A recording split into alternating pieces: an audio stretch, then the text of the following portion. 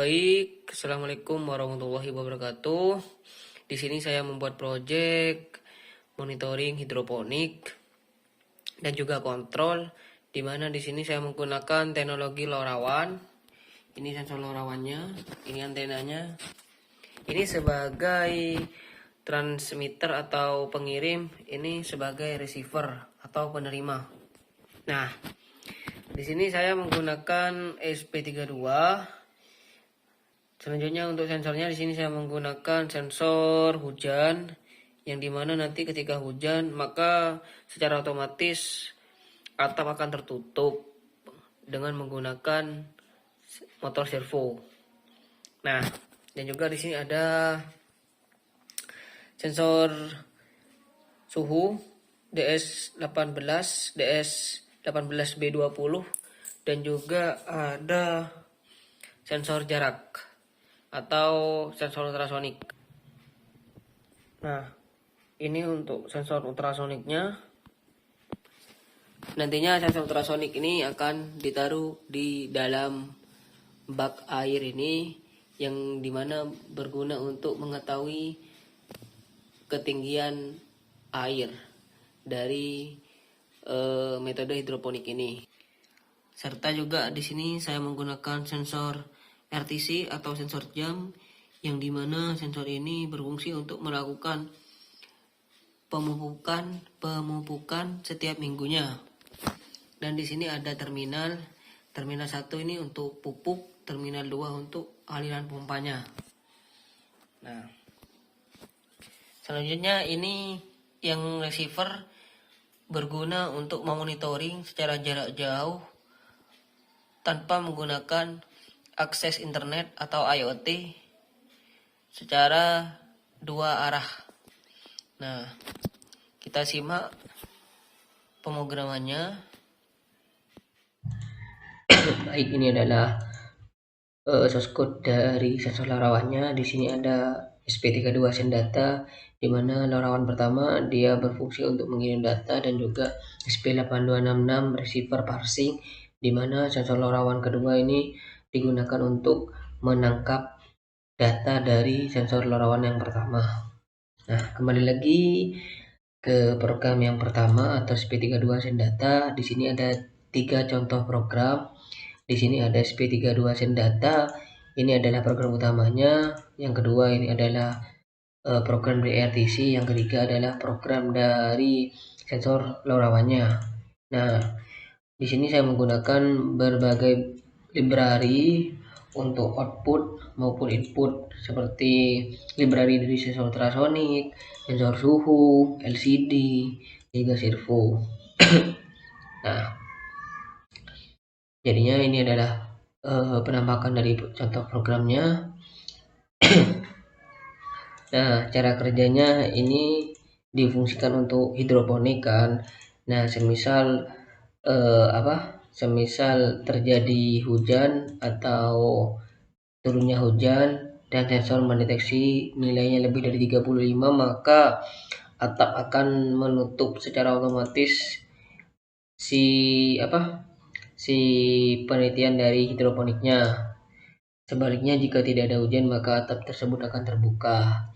Nah, di sini juga ada kondisi waktu pemupukan pada hidroponik, yakni pada tanggal 2 atau tanggal 9 atau tanggal 21 maupun tanggal 23, dan jamnya tepat pukul 10, menit ke 10, detik ke 10, sampai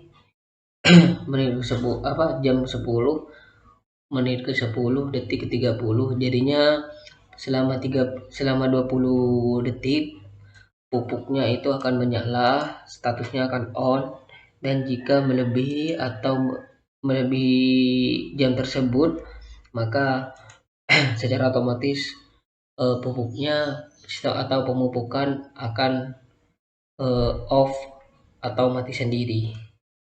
Nah, di sini untuk pembacanya saya menggunakan milis, karena penggunaan delay itu sangat berpengaruh lah untuk untuk jangka panjang, dan juga ketika banyak program itu sangat berpengaruh sekali.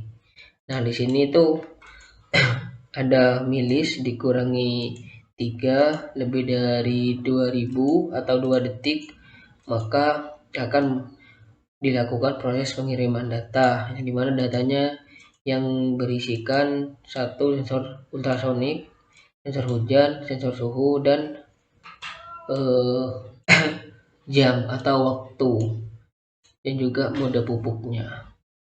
Itu.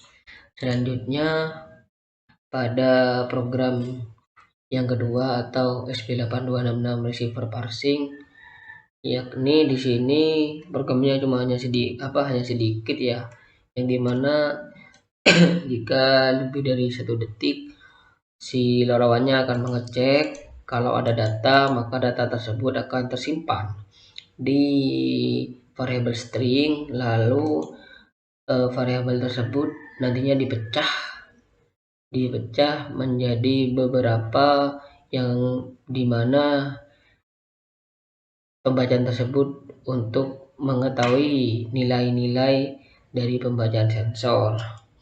Nah, seperti contohnya ini, kita serial printkan ada jarak, ada sensor hujan, ada suhu, ada jam, ada pupuk. Nah, dan di sini juga ada pengkondisian milis. Jika lebih dari 2000 atau 2 detik, maka dia akan menampilkan pembacaan suhu, selanjutnya jarak, dan juga sensor hujan. Dilanjutkan dengan waktu dan juga mode pupuknya. Ini adalah program dari parsing datanya. Sekian untuk contoh program dari sensornya. Selanjutnya kita akan demonstrasi alatnya. Baik, setelah kita melakukan langkah program, selanjutnya kita akan melakukan tahap pengujian, yang dimana kita akan menguji bahwasannya sensor LoRaWAN yang transmitter dapat mengirim ke receiver yang ini. Nah, kita uji dulu, kita nyalakan.